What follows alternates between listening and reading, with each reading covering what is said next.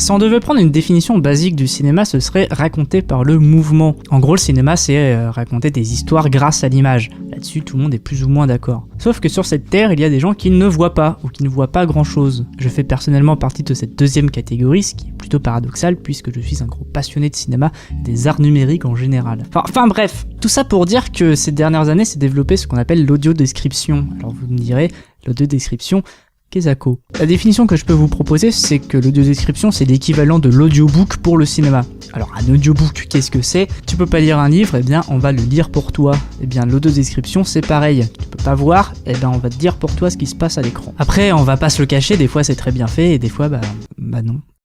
C'est pour ça que la CFPSAA, la Confédération Française pour la Promotion Sociale des Aveugles et des Amblyopes, alors celui-là, si t'arrives à le placer au Scrabble.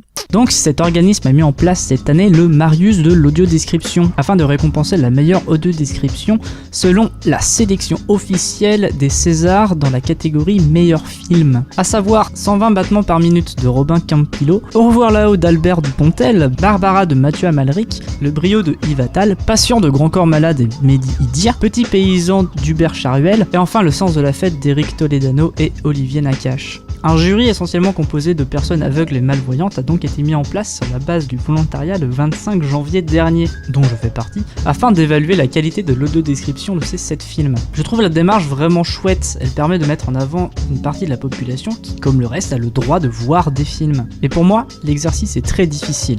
N'étant pas aveugle, mais seulement déficient visuel, je regarde énormément de films, je dévore de la péloche au kilomètre sans avoir recours à l'audiodescription. Du coup, juger la qualité d'un film est pour moi simple. Ou pas d'ailleurs. Mais là, on me demande de juger la qualité d'un objet indépendant du film. Imaginez qu'on vous demande de juger la qualité d'une fourchette avec laquelle vous mangez votre plat favori. L'exercice est difficile puisqu'il faut être capable de faire abstraction de la qualité du film pour se concentrer sur la qualité de l'audiodescription. Mais si le film n'est pas passionnant à la base, il y a de fortes chances pour que l'audiodescription ne le soit pas non plus. Et vice versa, si le film est vraiment bien, notre jugement sur l'audiodescription sera forcément influencé. Enfin voilà, le Marius sera donné le 28 février au CNC, le Centre National du Cinéma et de l'Image, en espérant que tout ça sera reconduit l'année prochaine et celles qui suivront.